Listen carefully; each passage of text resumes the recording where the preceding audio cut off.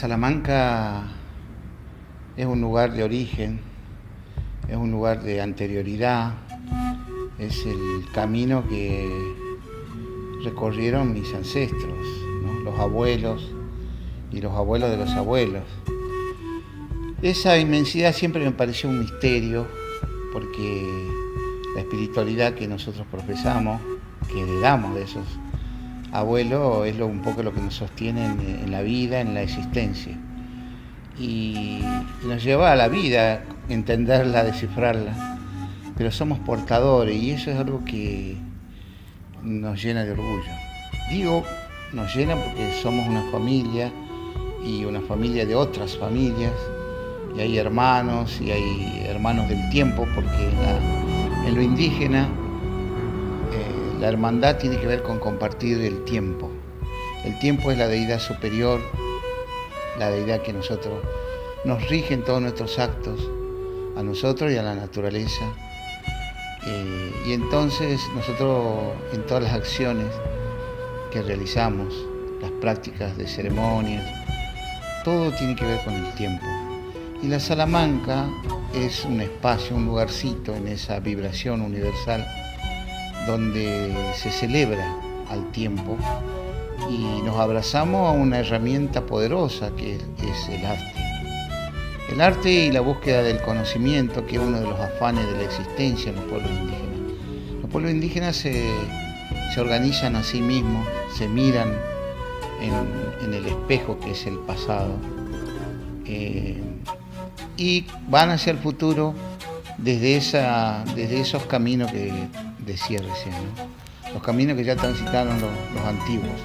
La sabiduría se centra, se construye, se edifica desde esos encuentros con el pasado, con esa espiritualidad. Se edifica en el presente, tomando esos valores de identidad, la raíz que es la forjadora de ese calorcito humano tan necesario para congregarse en una comunidad. Y el ámbito es la cultura del pueblo, ¿no? Donde se va forjando y donde entran y salen elementos, donde nos nutrimos, por supuesto, de todo lo que nos rodea, pero hay algo que es permanente, que es esta historia de quienes nos forjaron este presente. Vamos hacia un norte en esa búsqueda del conocimiento. Nuestro norte es la búsqueda del conocimiento abrazando el arte, la palabra, la poesía. Esas son nuestras herramientas en la Salamanca. Y es nuestro propósito difundir esa idea de crecer en el mundo ante esta vibración universal que es la Pachamama, la naturaleza, ¿no? Y nos rige la idea en contraposición de muchas de las identidades que hoy gobiernan el mundo, te diría. A poco que uno conoce la inmensidad universal, que es la que nos somete a la vida, digo nos somete porque nosotros somos nada en el tiempo. Somos un pequeño aliento de vida en una historia milenaria. Entonces, cuando uno comprende eso, va entendiendo que el aporte que podemos hacer en el tiempo es transmitir esa idea de la existencia. Hola, ¿qué tal? Muy buenas tardes. Estamos en una nueva charla destacada. El ciclo que te invita un poquito y te lleva a recorrer un poquito la historia y todas las obras que han hecho personajes de La Plata, Berisso y Ensenada. Hoy nos vinimos a una esquina mítica, una esquina clásica de la ciudad de La Plata. Estamos en 10 y 60, estamos en la Salamanca, la peña folclórica por excelencia, de renombre en la ciudad de La Plata, y estamos con su creador, Luis Salamanca. Luis Salamanca, buenas noches, gracias por recibirme. ¿Cómo andás? Están acomodando todo, esta noche hay gran espectáculo, viene Bruno Arias. Así es. Así que vamos a seguir En plena actividad. Vamos a seguir regando de buenos cantantes el escenario de la Salamanca. Así es, sí. Pero hagamos primero un poquitito de historia. Jujeño, Sí. ¿qué recordás de tu infancia en Jujuy? ¿Qué te viene a la memoria? No, la infancia es el origen siempre de todas las cosas que uno hace toda la vida, me parece a mí. Cuando pienso en cómo llegué a La Plata, lo que hago, lo que hice, todo se remonta ahí. La infancia fue una infancia muy grata, muy feliz, rodeado de naturaleza, de ríos, de cerros, de montañas, de los animales, vivir rodeado de todos los animales que hay en una casa de campo, digamos, ¿no? No es el mismo campo aquí, allá que aquí. Claro. Los perros, los gatos, las gallinas, todo eso siempre fue muy la convivencia importante. Con el río, sobre todo un diálogo con el río fue muy lindo. Crecí al lado de un río y eso me formó en un carácter, una forma de ver la vida que yo creo que fue importante para hacer música, para sentir la música. Yo estaba al lado del río y nada me interrumpía. Podía estar 6 horas, 7 horas al lado del río, solo con los perros, con los amigos. El río fue lo que más rescata la infancia, una infancia de una familia humilde. Caminaba 7 kilómetros para ir a la escuela. Pero digamos, no éramos pobres como se vean los pobres ahora. Claro. Éramos humildes, que es distinto. Yo siempre hago esa distinción porque la humildad es la escasez de recursos, sí, la escasez, pero con dignidad. Teníamos la cultura, jugábamos el autito con piedras, no había autitos reales, inventados. Cuando sos humilde y en un ámbito de escasez, la creatividad es lo que... Claro, le das valor a muchas cosas que... Te vuelves creativo. Claro. No tenés nada, tenés que inventar todo. Los juegos, la música, el lenguaje, un montón de cuestiones las inventás. Por supuesto las inventás de lo que recibí de los mayores, de la cultura, digamos, ¿no? De la cultura. Yo viví en lugares donde la cultura estaba muy viva y eso soy un agradecido de eso. ¿Y cómo fue tomar la decisión de venirte para La Plata? O sea, ¿vos te venías para La Plata o viniste para acá y anclaste en La Plata? No, acá fue un hecho fortuito, podría haber sido en cualquier lugar. En esos años, estamos hablando del 79, venirse a La Plata era como irse a otro continente, más o menos.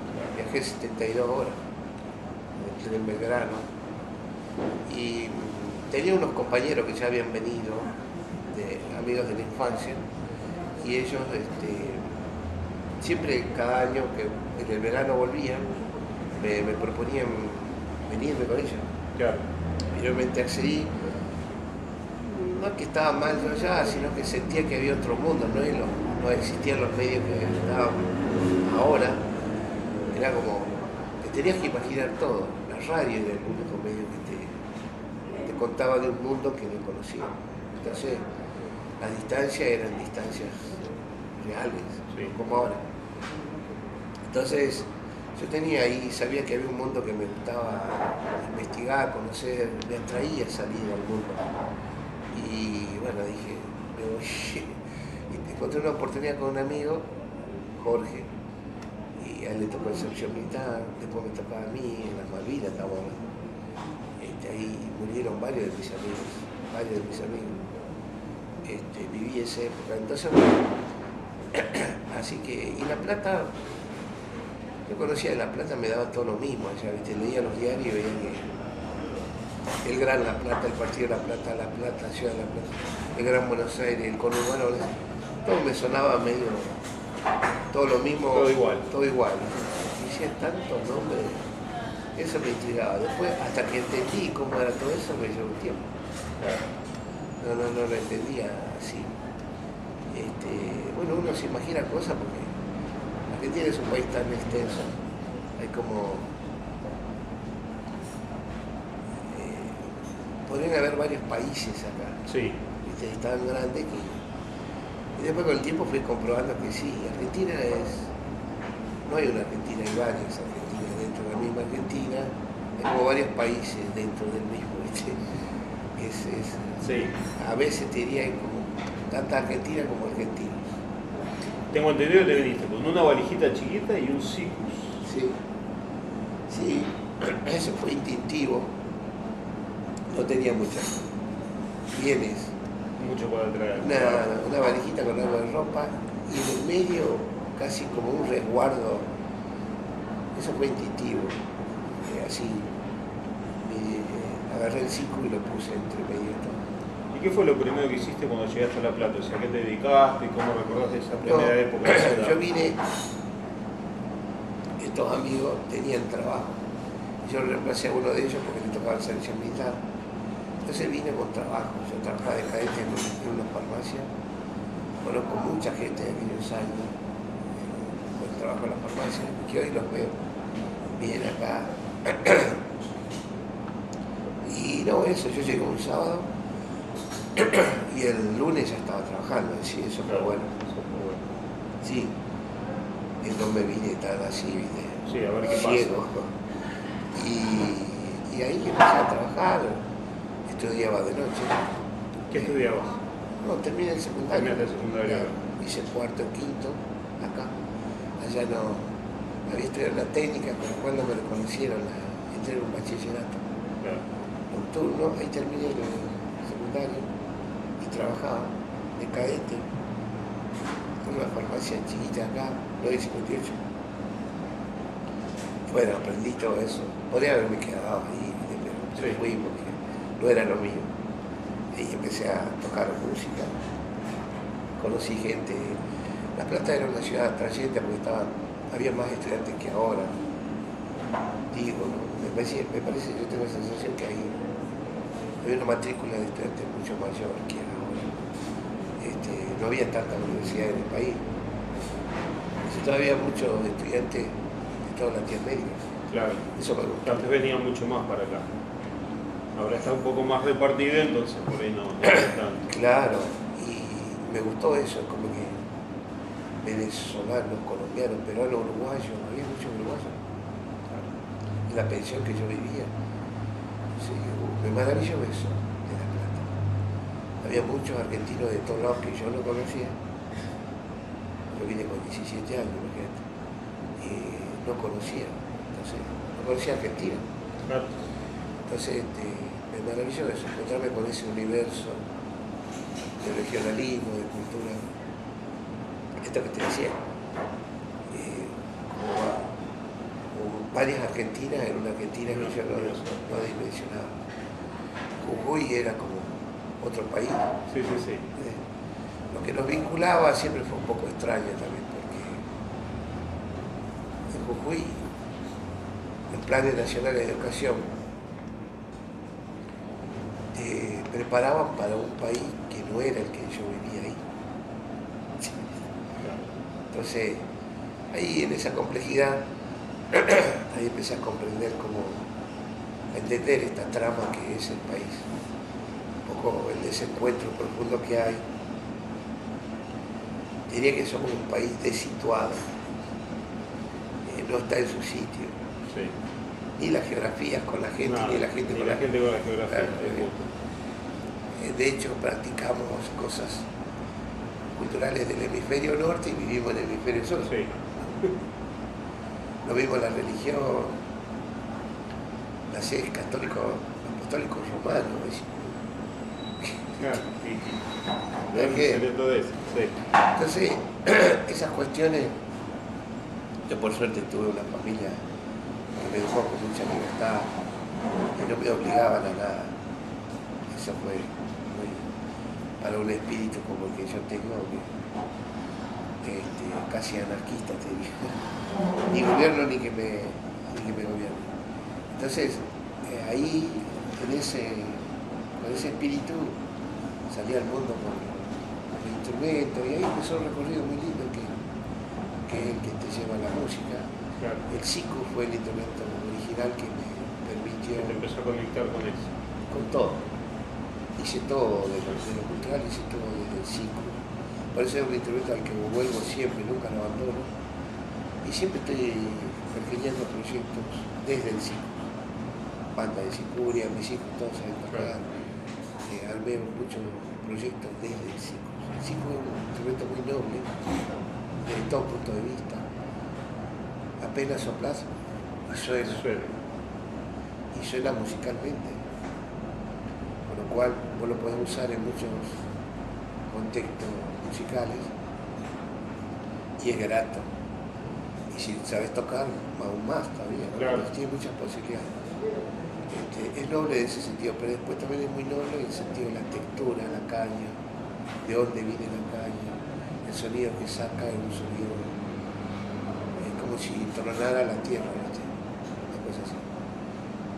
Y a su vez es un instrumento que suena a partir de tu aliento, de tu honda profundidad, que es el aire.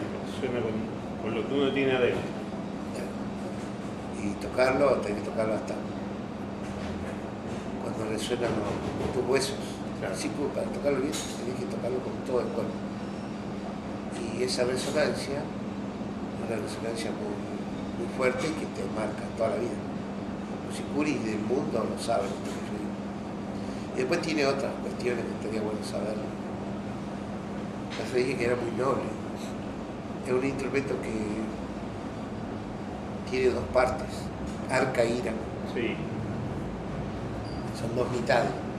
Vos lo podés tocar con las dos mitades o separados, o tocar arca y ira. Y una mitad conduce a la otra y la otra se complementa, como macho y hembra. Es el único instrumento en el mundo, me parece que no conozco otro instrumento aquí. Es como repartirte el piano, la mitad Claro, de las mitad teclas. las agudas y las graves. Tocamos los dos. Claro. ¿Entendés? Intercaladas.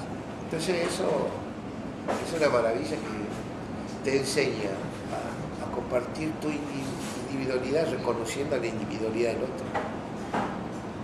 A escuchar. Porque no puedes tocar si no escuchas al otro. Claro. Viste que realmente no en la música, en la cultura, en la sociedad vivimos un tiempo donde nadie escucha. Nadie escucha. No se sabe ni conversar, te digo. No, todos hacen ruido por sí mismos sin escucharlo. Y hablan sobre el otro. Bueno, eso el psico, lo primero que te enseña es eso, a escuchar. Pero si son más, 20, 30 psicoris, 40, a veces hay más, tenés que escuchar doblemente. Claro. Tenés que escuchar a tu compañero Y y a los demás. Tenés que escuchar. Después te lleva al momento, a un tiempo musical que es interesante respecto a la disociación. La disociación en la música es muy importante, es un valor en el lenguaje musical. Pero acá prontamente va a aprender a disociar, que para los que estudian música te lleva un tiempo, no es tan sencillo. Bueno, vos inmediatamente empezás a aprender a disociar, que es como escuchar el vacío, como escuchar el silencio, su sentido más práctico. Entonces por eso es un instrumento socialista. ¿Y cómo fue que empezaste a organizar las peñas folclóricas jujeñas? Y eso fue una necesidad porque estamos soslayando un hecho importante en esos años, estábamos en el proceso militar. Claro. Y eso fue muy duro en todo sentido, acá nació La Plata, todo lo que ya saben todos, pero sí. Aparte le agregaría que en la cuestión emotiva, la cuestión de vincularse con las personas, de la música, una época, abrieron la importación, se escuchaba más música de cualquier lugar menos de Argentina. Y cuando vino la guerra de Malvinas, pasó lo contrario, éramos nacionalistas, ¿viste? Claro, sí. Pero nunca por convicción, nunca por una gestación profunda de la identidad, sino por un colapso, te diría. Sí, más que por obligación. Sí, porque alguien, viste esos arrebatos que tiene Argentina, es un país espasmódico, digo yo siempre, que por los espasmos trata de acomodarse. Entonces, y un poco ahí esos años pasó eso. Y lo que la dictadura, entre otras cosas, generó es que el miedo, el terror, ¿viste? Había miedo, yo veía, la gente tenía miedo hasta de aplaudir, más o menos.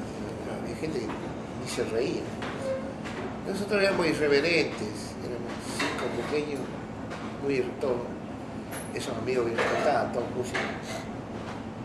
Éramos, el jujeño en general, una persona alegre, la cultura en medio de esa escasez te da felicidad, te da identidad, te da un montón de riquezas que son las que te llenan la vida, ¿viste? Entonces, eso nosotros lo teníamos una gran alegría, nos gustaba bailar, cantar, tocar, todo lo que cocinar, ¿viste? Nos divertíamos con las cuestiones que traíamos nosotros. Claro. Y pronto vimos que eso era atrayente, una ciudad como La Plata, en esa época no conocían tan de ser músicos. Claro. Así, no había tanta gente tocando música. El charango era más conocido. Así que, pero en esos años no había donde tocar. Empezamos a tocar en los centros de estudiantes. Las casas de los estudiantes eran los centros de estudiantes también, porque ahí era el lugar de encuentro, los cumpleaños, las fiestas que se hacían en las casas de los estudiantes. Y bueno, armamos un grupo que se llamaba El Churcal y nos invitaban a tocar a todos lados. Así que, imagínate, con 20 años podíamos tocar en una misma noche en 20 lugares. Y así que, bueno, eso hicimos, empezamos a recorrer cuántos lugares hubiera en La Plata. Conocí La Plata profundamente, sus calles, sus casas, al platense. Y después empezamos nos pasaban de cosas en el medio, digamos, cantando nos detenía la policía, ¿no? Cantando, imagínate, pelo largo, Claro. medio con los... Sí, en esa época. Sí, con los instrumentos, con los colores del norte. Y ahí pasaba algo tremendo, ¿no? Que es una paradoja de esto que estamos hablando. Que me acuerdo una vez estábamos detenidos en la comisaría primera, en la central de policía. Sí. Y estábamos ahí y pasa un policía, un sargento, no sé qué era. Y como eran los policías de esa época, ¿viste? Así, todo serio, con bigotes, así. Y era provinciano. Y nos conocía a nuestros canales, porque era del norte, ¿viste? Y nos reconoció y dice, ¿y ustedes qué hacen ahí? ¿Qué hacen acá? Estamos detenidos, ¿cómo se ve? Sí, no vinimos a tocar acá. Entonces, ¿pero cómo? ¿Por qué? Pregunta. Voy a preguntar y bueno, él nos hizo salir de la ciudad. Y eso nos pasó varias veces, hechos fortuitos así. Nos cuento esto porque una anécdota. Pasó muchas veces en esos años que por la música logramos cosas que eran difíciles de lograr. Claro. ¿No? En muchos aspectos tenía. Un compañero mío, por ejemplo, lo operaron, una operación que en ese momento valía como $15.000 más. Hicieron una cirugía plástica a un compañero mío. Y bueno, fue a través de un cirujano muy conocido, el jefe del Instituto del Quemado, la Roda. Él hizo esa operación y por la música, porque un día estamos tocando en una quinta de Villaliza, él operó, ¿no? Por ejemplo, en el año 82 fue por primera vez a la Patagonia, en el tren Roca, viejo se llamó el tren. También viajamos un montón de horas. Conocer la Patagonia fue una experiencia muy fuerte. Y lo primero que te diría de la Patagonia es que no nos sentimos extraños. Porque en realidad en esa meseta que tiene la Patagonia, nosotros tenemos el altiplano, que es meseta, pero en el alto. Claro. ¿Viste? Sí. Ese lo árido, el frío, la gente de la Patagonia dice, mirá que acá hace esto, acá pasa esto, aquí, como pidiendo disculpas, ¿viste? Nosotros en Jujuy hay el clima, hay otros climas, pero ahí también está ese. Claro. En la Puna, en el altiplano, ¿viste? Así que no nos sentíamos extraños, al contrario. Y bueno, eso fue un capítulo muy importante de esta historia de la Patagonia. Vamos siempre que podemos, tenemos mucha gente amiga ahí. Y hay una parte de la Argentina que no es tan conocida en los medios, ni conocida, ni recorrida por el argentino. Viste que el argentino le gusta más ir a los conglomerados de gente, a Mar del Plata y si no Miami. Sí. Cuando puede se va a Miami. Cuando puede Miami, Punta del Este. Por ejemplo. Y después, no, capaz que no, Argentina es un país muy rico de paisajes, de flora y fauna, para recorrer, de una riqueza muy grande. Claro. Argentina a veces no le llama la atención. No le llama la atención. Lo que pasa es que garpa más decir, no, estuve de vacaciones afuera. Claro. Sí, bueno, es parte del problema. Es claro, el argentino y de ciertas ciudades, algunos les gusta más eso. Y bueno, es la educación. Sí. Hay una educación que te evangelizó para eso. A mí de aquellos años me quedó como enseñanza lo que pasó en la guerra de Malvinas. Estábamos inundados por música cantada en inglés y acá en Argentina empezó a cantar en inglés también. Claro. Cuando vi la guerra, ahora no. Inglés no, va. Todo. Terminó, pasó la guerra y ya vuelta otra vez. cualquier cosa. Sí. Yo creo que eso explica bastante lo errático que es Argentina. ¿Viste? Terminamos, viste que yo le preguntaba a cualquiera argentino, muchos. Y hay casi un orgullo que está bien tenerlo, por supuesto. Pero, viste que yo soy vasco francés, no, yo soy de Valencia, de España, yo soy del norte de Italia, de todos lados. Y además, yo siempre cuento la anécdota, ¿te acuerdas cuando ganó Alfonsín? Fue a España, a su lugar de origen, Sí. a festejar cuando ganó, no sé si te acuerdas. Sí. Después cuando vino Menem hizo lo mismo. ¿Te acuerdas? Fue así. Sí, fue así, tía. Y así, ¿viste? Yo observo esas cosas. Claro. No está bien ni mal, pero es así. Yo digo que el origen propio está bueno honrarlo, de los abuelos. El tema es que acá en Argentina no logramos cuajar el origen argentino. Claro. ¿Viste? Y entonces ahí se excluyen orígenes. En la idea de país, de Estado, terminamos excluyendo otros orígenes, que es lo que se vio fuertemente desde el inicio de este país como Estado, como país. Este va a ser el país del modelo, va a ser este, y este no, y bueno, si es posible lo matamos. ¿No? Y ahí quedaron las famosas grietas. Claro, los desencuentros.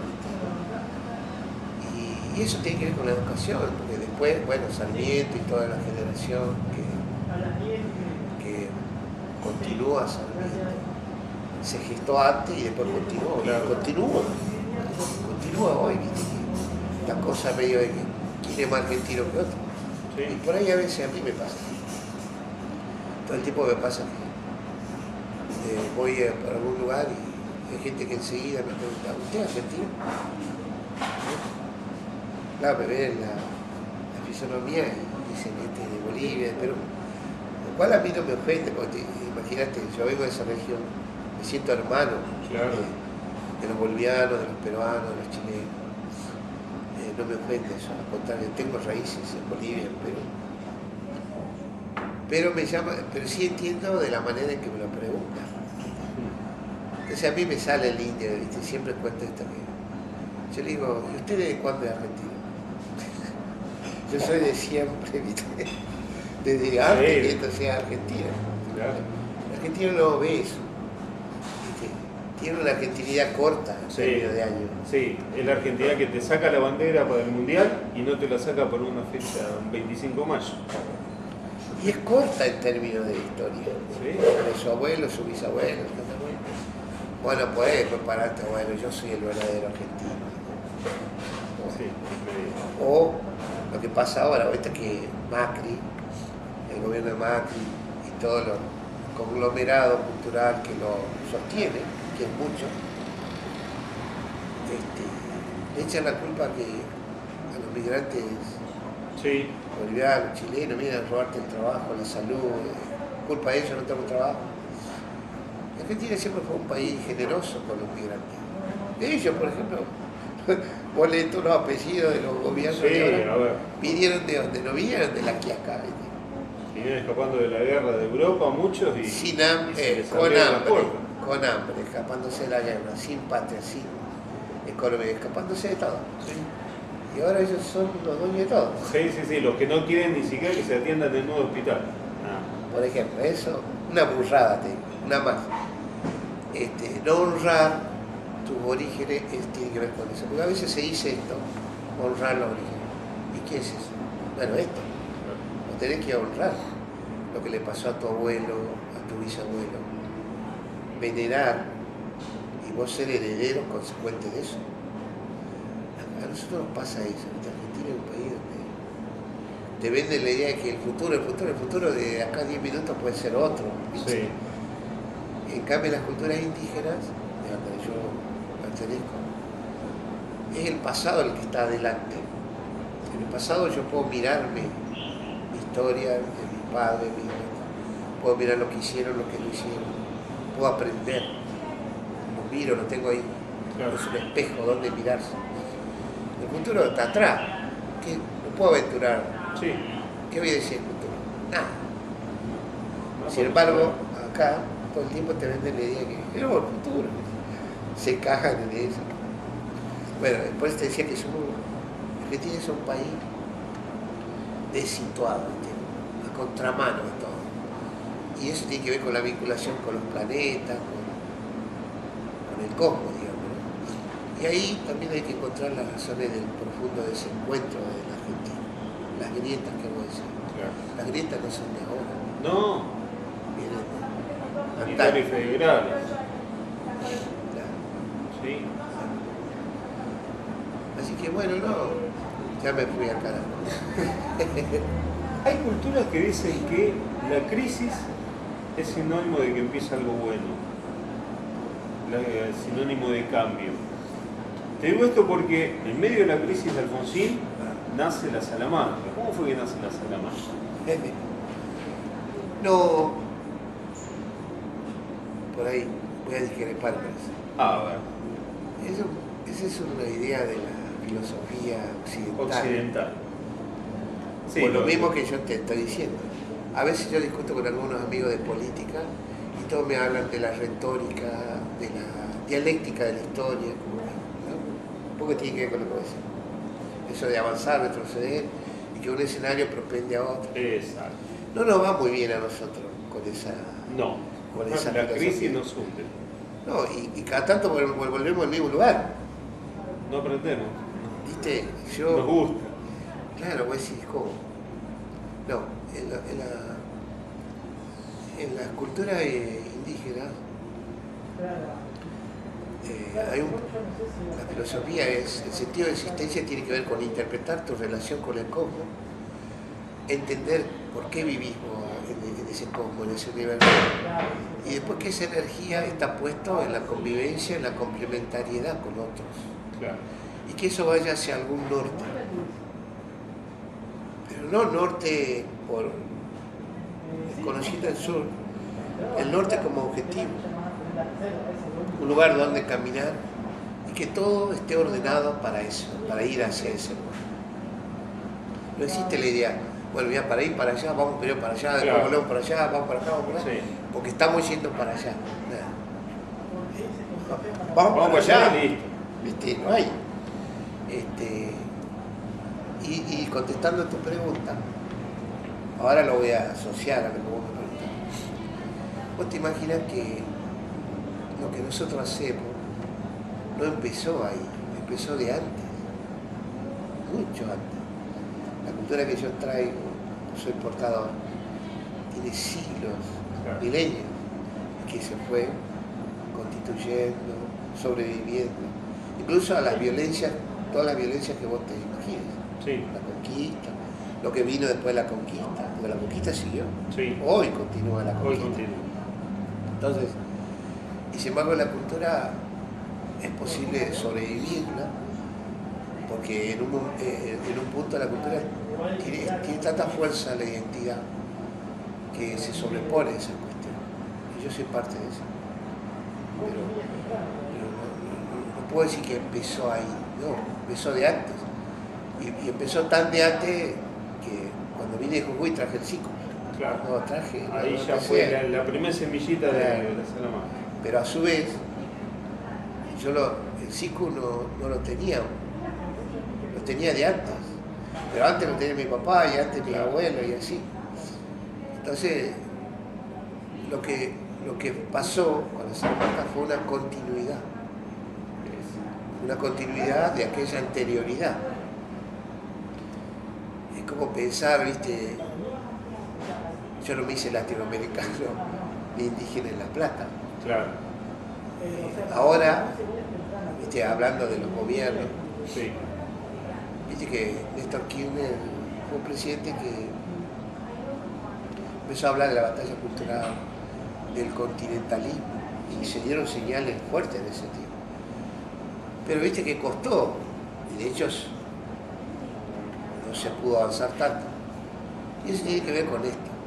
Vos no podés, con una ley solamente o el voluntarismo de los gobiernos o de las políticas, pensar que vas a integrar el continente en un año, en 2, en 3 o 4. Eso merece toda una historia, un caminar de los pueblos más que de los gobiernos.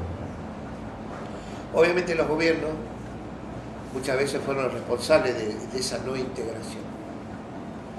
Pero, entonces, volviendo a tu pregunta, nosotros apoyamos a Néstor Kirchner, pero no aprendimos a ser continentales y a conocer de la cultura con él.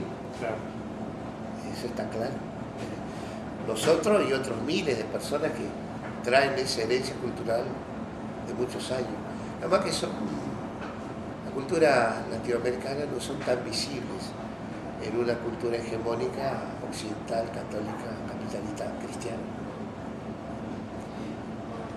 Y con todo eso, ¿cómo o qué pensamiento, qué explicación le das al Jujuy de hoy tan emparentado con este gobierno que es totalmente... Está muy bien tu pregunta. La dominación, la evangelización, precisamente fue más fuerte donde era más fuerte la cultura. En el norte nosotros tendríamos que hablar quechua o aymara y no hablamos. ¿Por qué? Porque la violencia de la conquista fue desterrar todo vestigio de la cultura. Cuando no la podía desterrar, evangelizarla.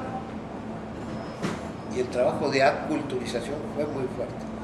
No lo lograron porque en realidad ahora conviven las culturas que se impusieron y violentaron a las propias, y la nuestra sobrevivió a los tropezones.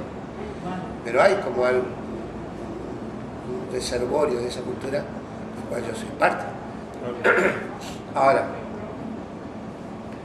la cultura occidental plantea sobre todo una cuestión muy fuerte en relación a lo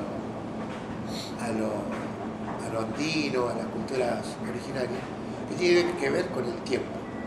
Occidente se maneja con el tiempo en la inmediatez, todo es rápido. Occidente, la filosofía es hacer todo en un tiempo muy preciso, ordenado y en poco tiempo. Siempre el tiempo es así, asá. La cultura indígena es al revés. El tiempo es la deidad superior de nosotros. No es el sol, que lo es también una deidad, la tierra, la naturaleza, son deidades. Pero el tiempo es la deidad superior. El tiempo rige todo. Todo. Incluso el universo. Como entidad, el tiempo es lo que rige todo y de lo que menos sabemos. Por eso nosotros lo veneramos. Tratamos de interpretarlo, pero no sabemos tanto. Es una aventura. Y Occidente se aventura a querer dominar el tiempo, sí, por ejemplo. Entonces, en esas torpezas se desarrollan estos conflictos que vos me preguntabas. Pero vamos a avanzar sobre lo que vos me decís. Jujuy, el trabajo, vos pensás que a mí, mi papá, su mamá no le enseñó la lengua original. O sea, ¿por qué? Porque lo quería hacer blanco a mi mamá. Porque a ella que hablaba las dos lenguas, aymara y quechua, el maltrato por ser indígena era tan grande, Goya, India de acá, India de allá, porque nunca aprendió a hablar bien el castellano. El que habla la lengua pura indígena le cuesta bastante aprender, y sobre todo el campesino, que era mi abuela era campesina, y trabajaba en el campo cerca de las minas, en Bolivia, y después se vino a Argentina. Entonces, la historia de ella es un poco la historia de América, es decir, ella sintió que el sistema era tan agresivo hacia ella por su forma, su carácter, su cultura, que empezó a negarla porque era su manera de sobrevivir. Claro. ¿Sí? Pero como una forma de preservarlo. Y de humillarse, no, de preservar la vida y la de sus hijos. Claro. Esa fue la historia de América, porque mucha gente sobrevivió, y yo entre ellos, sobreviví a toda esa violencia, porque muchos de nuestros abuelos se humillaron, se doblegaron, pero también mataron a millones, ¿viste? Sí. Muchos se resistieron y los mataron. Entonces, ahí hay que encontrar la raíz de eso que vos decís. Digamos, el jujeño es parte de esa historia, de negación, de ocultamiento, de querer ser lo que no se es. Ahora, ¿ganaron? No, porque hay una cultura muy viva, como te digo, que está batallando contra esto, con lo que voy a decir. Pero ahí ya entramos en la historia del país. Sí. Argentina es un país contradictorio, confuso, errático. Morales ganó en una lista, viste que él es radical, supuestamente, pero él ganó con el peronismo, con la izquierda, con el centro derecha y con la derecha. Lo que vos quisieras encontrar en esa lista estaba ahí. Esa confusión política es parte de esta confusión cultural, ¿no? Acá, viste, a veces no están muy claras las identidades. Como no está clara la identidad cultural, menos la política. La política, viste, vive un momento de transvestismo político. Sí. ¿Viste? Hoy soy Pedro, mañana ese Pedro es Juan, mañana Juan es María. ¿Viste? Sí. Se está viendo ahora. Se está viendo ahora con el armado de la... Claramente, ¿viste? Hay un conflicto de identidad ideológica, de identidad, de ropaje político, te digo. En una escenografía política de ficción, te digo. De ficción. Porque hay mucha escenografía montada para que aparezca la política como aparece. Algunos amigos me decían, pero tu discurso es político. No, yo reivindico la política. Lo que no reivindico son las prácticas de muchos muchachitos, claro, que nos llevan al fracaso. Y ahí vuelvo a Jujuy. Jujuy es una provincia muy rica la tierra, pero llena de gente empobrecida. Y entonces ahí voy a decir, no hubo gobierno federal, unitario, militar, ni peronista, ni legal, que logre sortear esa contradicción. Una provincia muy rica, llena de personas empobrecidas. Porque encima, como yo te dije, yo hago esa distinción. Éramos humildes, llenos de carencias, nos faltaban muchas cuestiones, pero éramos felices. Ahora eso tampoco, el humilde se transformó en un pobre, en un empobrecido del sistema, en un consumidor decepcionado, porque no puede consumir lo que el modelo le presenta. Sí, claro. Entonces, mirá qué felicidad puede encontrar ahí. Y ahí entramos en esa contradicción, de por qué el pueblo jujeño vota lo que no tiene que votar, porque no puede gestar lo que lo representa. ¿Cómo lo va a hacer? Y cuando hubo un intento, como el de Milagro, ya sabemos cómo terminó. Sí. Y me gustaría decir algo de Milagro. Yo la reivindico a Milagro. La reivindico. Éramos compañeros de juegos, teníamos 11, 12 años. Milagro es un ejemplo, un bastión de ese grito que hay que tener. Yo soy Milagro también. Porque levantamos la mano y estamos gritando, acá estamos, somos, queremos. Claro, muchas de las cosas que se dicen de Milagro son ciertas. Su personalismo, seguramente su violencia verbal, la acusan de violetas. Y si la democracia está violenta. Sí. Mirá si le iban a abrir la puerta, pase, Milagro, usted va a ser diputada. Usted va a ser... Aparte, desgraciadamente en la sociedad que estamos, es mujer. Pues si es hombre puede ser violenta. No, pero aparte es colla. Claro, ¿cómo va a ser violenta? Colla, morocha, negrita, indígena. Claro, pará. No, ¿me entendés? Es decir, yo reivindico a mi lado. Las incomodidades, si querés, hasta las situaciones que puede haber provocado sancionar son menores en relación a lo del sistema. Reivindico a Milagro y ojalá que muchas mujeres tomen el ejemplo de Milagro. Lo que le faltaba a Milagro es organización, concientización de parte de otros, inclusive con ella. Pero es un proceso que va a avanzar. Sí. Vas a ver que en algún momento eso va a avanzar, aun cuando está en su peor momento, cuando está presa y todo lo que ya sabemos. Y el jujeño a veces se queda con eso. Cortaba las calles, no dejaba trabajar, en eso se queda. En vez de pensar, che, pero nosotros somos de acá. Hemos tenido gobernadores que no son jujeños. La mayoría de los gobernadores no son jujeños. Puede estar rastreado a ver que muchos de los funcionarios de No son. Jujuy no son jujeños. Pero más allá del origen de dónde naciste, el tema de la casta social, la casta cultural. En Jujuy vienen gobernando castas sociales. Los radicales peronistas después de los asados en las quintas se dan la mano. Sí, entonces así no puede salir nada. Y, viste, es decir, yo conozco Jujuy, la trama social, viste, que impide procesos revolucionarios, porque lo que quiero decir en definitiva, Jujuy merecería un proceso revolucionario, cultural, político. Tendríamos que gobernar lo que somos mayoría. Pero nunca. No es el caso. Y encima, después somos víctimas o de algún modo señalados por nuestras contradicciones. Pero las contradicciones son estas que yo vengo de fundamento. Claro.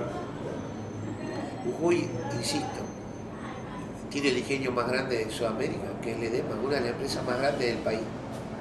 Y sin embargo, el cordón industrial de Jujuy, donde está el ingenio en Esperanza, en San Pedro, donde está en la zona de los tabacos, Jujuy, que es el mejor tabaco para cultivar, la zona de las minas, Alto Rosapla, mina Pirquita, mina 9 de octubre, mina Aguilar. Yo decía, che, pero tanta riqueza y tanta pobreza. Eso no me lo explica hasta ahora ningún partido. Claro. Y no, la historia, te empiezan a decir, viste, vaya, pará, boludo, decía acá, tenés Buenos Aires, parece París, Madrid. Bueno, Sí. hay unos vivos que acá siempre concentrando todo el producido. ¿Qué produce Buenos Aires? Una ciudad parásita. ¿Cuál es el producido? Y sin embargo, toda la riqueza está concentrada ahí. Sí. Entonces, esas son las cosas que nosotros tenemos que empezar a ver para poder destrabar este país unitario, concentrador de todo. Sigue siendo un país unitario. Sí. Y deberíamos descentralizar esa idea. Claro, cualquiera me va a decir, pero vos entonces andate a vivir en Jujuy, me van a decir. Bueno, pero me vine, entre otras cosas, acá por eso mismo. Y no me repito, me dice, pero no extrañé Jujuy. Bueno, no extrañé Jujuy porque lo llevo entero, lo conozco muy bien. A mí yo soy portador de jujeñidad. Voy a la China y voy a seguir siendo el mismo jujeño. Claro. Yo no cambié ni mi forma de hablar. No hablo como un porteño. ¿Sí? ¿Viste qué Sí. pasa? No pienso como un porteño. Pienso como con la identidad y la cultura que traigo. Y trato de evangelizar yo acá. La Salamanca es una expresión de eso. Nosotros evangelizamos acá. No nos evangelizó La Plata. Nosotros a La Sí. Plata le abrimos un surco profundo de identidad, de cultura, de escuela cultural, de talleres culturales. Levantamos una bandera honda acá y que se desparramó hasta en la universidad. Sí. Lo digo con toda orgullo. La Universidad de La Plata, hoy en la carrera de música popular, tiene mucho de la Salamanca. Lo digo con orgullo. Y me das el pie, justo. ¿Cuánto hace que está la Salamanca como edificio acá en 10 y 60? Está del 2003, cuando empezamos a hacer aquellas peñas estudiantiles en los clubes, la hicimos hasta el año 90. Después hubo una necesidad de hacerla en algún lugar fijo, y ahí empezamos a buscar casas antiguas, que son las más baratas para alquilar. Tuvimos entre 47 y 48, diagonal 70 y, ¿cómo se dice? 79, 47, 48, 9 y 49. Y esa fue 9 y 49, planta alta, esa fue antes de aquí. Y hay gente que siempre nos dice, che, pero ¿por qué no tienen algo propio? Y porque siempre estuvimos a contramano de los no proyectos culturales y nunca la cultura oficial nos reconoció. Siempre fuimos clandestinos. Incluso en los gobiernos nacionales y populares, que apoyaron. Vos podías habilitar un cabaret, un kiosco, cualquier cosa podías habilitar, pero no un centro cultural. Ahora sí, y mirá la paradoja y la ironía de este recorrido que estamos haciendo, cambiemos acá La Plata, que tomó el trabajo que se venía haciendo del kirchnerismo y terminó de promover los centros culturales, el registro del centro cultural. Se venía haciendo, pero no se había totalmente promovido. ¿Quién nos dio el cartel por primera vez 35 años? Fue este gobierno.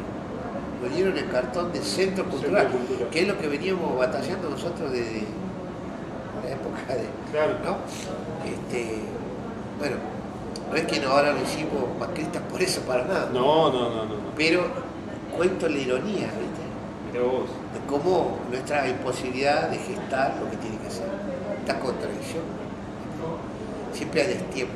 En esos años, entonces nosotros, contestando ahora si tu pregunta, desde el 2003 desde el 90 ahora, digamos, hubo espacio donde nos explotó el proyecto. Nos fundimos, dice y llanamente.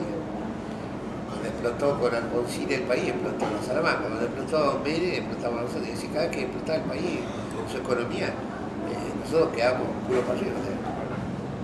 No somos dueños. Esto es un lugar que es más, y ahora, vuelvo a decirlo, nos tenemos que ir de acá. Sí. Una historia larga, pero bueno, nosotros alquilamos. Murió el dueño, entró el... así que, bueno, tenemos que mudarnos, trasladarnos, con todo lo que eso significa, alquilar. Y ya nos ha pasado otras veces. Entonces, bueno, ¿por qué digo esto? En lo económico siempre es difícil sostener un centro cultural autogestionado. Claro. Y los gobiernos nunca, siempre estuvimos a contramano de los no proyectos culturales de la ciudad. Yo siempre digo, y te lo digo ahora, no hemos tenido proyectos culturales oficiales que tengan que ver con la representación del campo nacional y popular. En todos estos años de democracia. Ojalá que ahora el que venga sí atienda esa situación. ¿Cómo fue formar parte del circuito pre-Cosquín? Que ahí también hay algo que lo sacaron por un tiempo. Bueno, el pre-Cosquín es una distinción que te da Cosquín. No cualquiera puede acceder a eso. Realmente lo hacen los municipios, la Dirección de Cultura. Acá La Plata lo tuvo y lo manejaba la Dirección de Cultura. Para que te saquen la sede, o esa nominación, digamos, es porque hiciste algunas burradas, no es que no le sacan a cualquiera, mira, no puede hacer más pre-Cosquín. Sí. Algo una falta muy grave así, y nosotros nos enteramos. Obviamente al ir a Cosquín hace 11 años que vamos, nos enteramos y nos contaban. Y decidimos nosotros, hace unos años, bueno, tratar de tener la sede acá. Y la tomamos, no la dieron a nosotros el festival. Pero claro, es difícil sostener eso, es un emprendimiento que que lleva mucha erogación económica, y nosotros decidimos hacerlo sin sacarle algún... No cobramos inscripciones a los participantes, no hacíamos un lucro con eso, porque hay sedes que sí lo hacen porque tienen que pagar un canon, hay gastos, los jurados tienen que pagar, a todo, al sonido, esas cosas. Y el municipio no da muchas pelotas acá. Y bueno, entonces lo hicimos 2 años hasta que no pudimos más y lo abandonamos. Pero el Precogil es el lugar donde la cultura argentina, también lo que te digo, no la cultura popular, debería mirar. Ahí está el reservorio de la Argentina culturalmente. Es un fenómeno de todo el país, anónimo, donde muchos jóvenes tienen una participación de mucha voluntad, porque nadie los alienta, nadie te formás en tu pueblo, en tu ciudad, de una manera así, de esa cultura viva que yo digo que sobrevive a todo, está viva. En las danzas, en la música, en las letras, en la poesía, en los instrumentos, está viva esa cultura. Por suerte, nosotros vivimos en Cosquín, todos los años vemos miles y miles de jóvenes en ese sueño de crecer con esa identidad folclórica y que no tiene dueños políticos y no tiene dueños culturales, esa norma, y eso es maravilloso. Es lento, claro, pero de ahí surgen movimientos muy interesantes. Mis hijos son parte de eso. Sí, sí. Porque no es que se formaron solamente acá en Salamanca, sino también en ese intercambio que propone Cosquín, han crecido parte de su infancia, parte de su adolescencia, ha sido ahí en Cosquín y se han encontrado con pares, ¿no? Que traen eso mismo que ellos tienen y les gusta. De hecho, una hija mayor mía está viviendo, no, Magali está viviendo allá, en Cosquín, con la peña. Milena es la que ganó. Milena la que ganó, porque la que salió Revelación. Y por el escenario de la Salamanca pasaron grandes artistas. Sí. Sí, algunos grandes artistas y algunos anónimos también. Me gustaría nombrar a Tulio Bartolini, que los más grandes seguramente no saben de quién hablo, una leyenda del tango aquí en La Plata, un bandoneonista popular que merecería un programa para hablar de él. Un personaje de La Plata muy querido, y yo conocí mucho de la historia de La Plata y de la cultura por él. Pero era un músico callejero, vivía de la manga. Sí. Lo conocí a Gardel, imagínate.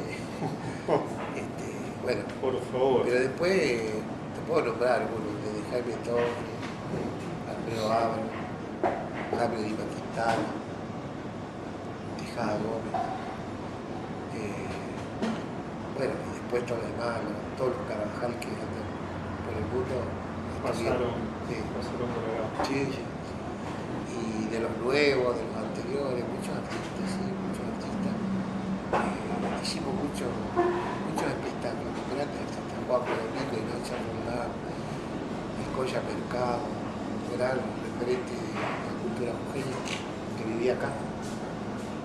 Francisco Chamorro, que también fue un cultor muy importante del folclore. Él era correntino, pero fue un gran cultor de la música bonaerense. Se viene a la cabeza el cultor, ¿no? Sí. Pero sí, grandes artistas. ¿Y cómo ves qué tenés pensado a futuro de la Salamanca? Recién decía que se tenían que ir, ya hay algo en vista de van a ir. Sí, estamos.